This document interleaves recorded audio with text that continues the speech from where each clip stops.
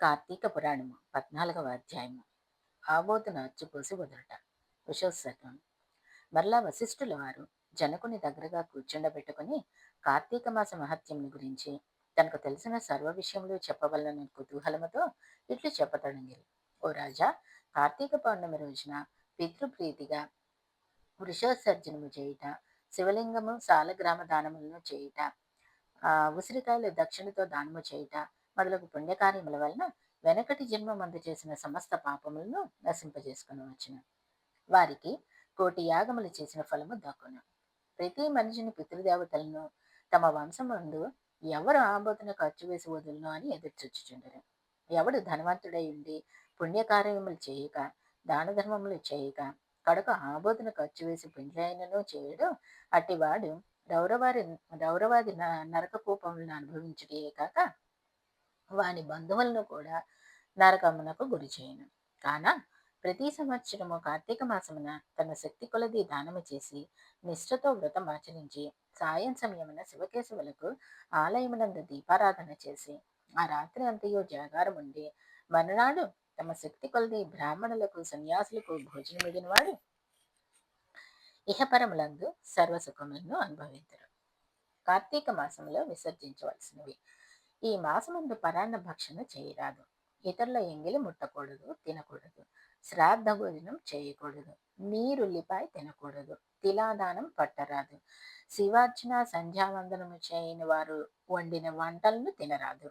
పౌర్ణమి, అమావాస్య, సోమవారముల నాడు సూర్య చంద్రగ్రహణపు రోజులయందు భోజనం చేయరాదు. కార్తీక మాసమున నెల రోజులు కూడా రాత్రులు భుజించరాదు. విధవ వండినది తినరాదు. ఏకాదశి, ద్వాదశి వ్రతములు చేయువారులు ఆ 2 రాత్రులు తప్పనిసరిగా జాగారం ఉండవలను. ఒక పూట మాత్రమే భోజనం చేయవలను. కార్తీక మాసములో తైలము రాసుకొని స్నానము చేయకూడదు. పురాణములను విమర్శించకూడదు. కార్తీక మాసమున వేడి నీటితో స్నానము కూడదు. ఒకవేళ వేడి నీటితో స్నానం చేసినా అది కళ్ళుతో సమానమని బ్రహ్మదేవుడు చెప్పెను. ఒకవేళ అనారోగ్యముగా ఉండి ఎలాగైనా విడవకుండా కార్తీక మాస వ్రతం చేయవలనన్న కుతూహం కలవాడు మాత్రమే వేడి నీటి స్నానము చేయవచ్చును. అటుల చేయవారులు గంగా, గోదావరి, సరస్వతి, యమున నదుల పేర్లను మనసులో స్మరించి స్నానము చేయవలెను. ఏ నది తనకు దగ్గరలో ఉంటే ఆ నదిలో ప్రాతకాలమున స్నానము చేయవలెను. అటుల చేయని ఎడల మహాపాపి అయి జన్మ జన్మములు నరక కోపము పడి కృషించరు. ఒకవేళ నదులు అందుబాటులో లేనప్పుడు నూతి దగ్గర కానీ చెరువు నందు కానీ స్నానము చేయవచ్చును. అప్పుడు ఈ క్రింది శ్లోకమును చదివి మరీ స్నానం ఆచరించవలెను. గంగేచి యమునై చైవ గోదావరి సరస్వతి నర్మదా సింధు కావేరి జలేస్మిన్ సన్నిధిం కురు అని పఠించుచు స్నానము చేయవలెను. కార్తీక మాస వ్రతము చేయని వారు చేయువారు పగలు పురాణ పఠనం, శ్రవణం, హరికథా కాలక్షేపములతో కాలము గడపవలను. సాయంకాలమున సంధ్యావందనాది కృత్యములు ముగించి పూజా మందిరంలో ఉన్న శివుని కల్పోక్తముగా ఈ క్రింది విధముగా పూజించవలను. కార్తీక మాస శివ పూజ కల్పము. ఓం శివాయ నమ ధ్యానం సమర్పయామి. ఓం పరమేశ్వరాయ నమ ఆవాహనం సమర్పయామి. ఓం కైలాసవాసాయ నమ నవరత్న ఖచిత సింహాసనం సమర్పయామి. ఓం గౌరీనాథాయ నమ పాద్యం సమర్పయామి. ఓం లోకేశ్వరాయ నమ అర్ఘ్యం సమర్పయామి. ఓం వృషభవాహనాయ నమ స్నానం సమర్పయామి. ఓం దిగంబరాయ నమ వస్త్రం సమర్పయామి. ఓం జగన్నాథాయ నమ యజ్ఞోపవీతం సమర్పయామి. ఓం కపాలధారుణే నమ గంధం సమర్పయామి. ఓం సంపూర్ణ గణాయ నమ సంపూర్ణ గుణాయ నమ పుష్పం సమర్పయామి. ఓం మహేశ్వరాయ నమ అక్షతాన్ సమర్పయామి. ఓం పార్వతీనాథాయ నమ ధూపం సమర్పయామి. ఓం తేజోరూపాయ నమ దీపం సమర్పయామి. ఓం లోకరక్షాయ నమ నైవేద్యం సమర్పయామి.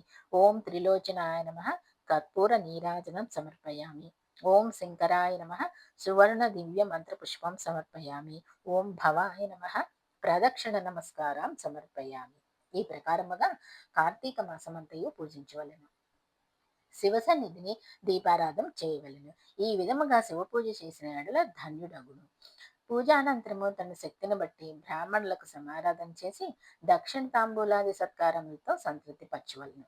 ఇటుల చేసిన వారు 100 అశ్వమేధ యాగములు చేసిన ఫలము, వాజపేయి యాగములు చేసిన ఫలము కలుగును.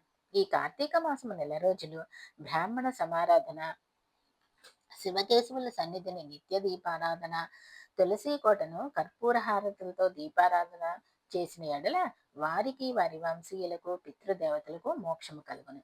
శక్తి కలిగి ఉండి కూడా ఈ వ్రతం ఆచరించని వారు 100 జన్మలు నానా యోనులందున జన్మించి తర్వాత నక్క, కుక్క, పంది, పిల్లి, ఎలుక మొదలగు జన్మలు నెత్తుదురు. ఈ వ్రతము శాస్త్రోక్తంగా ఆచరించిన ఎడల 15 జన్మల యొక్క పూర్వ జ్ఞానము కలుగును. వ్రతము చేసినను, పురాణము చదివినను విన్నను అట్టి వార్లకు సకల ఐశ్వర్యములు కలిగి మోక్ష ప్రాప్తి కలుగును. ఇట్లా స్కాంద పురాణాంతర్గత వశిష్ట ప్రోక్త కార్తీక మహాత్మ్యమందలి చతుర్దశాధ్యాయము 14వ రోజు పారాయణము సమాప్తము. ఓం నమ శివాయ.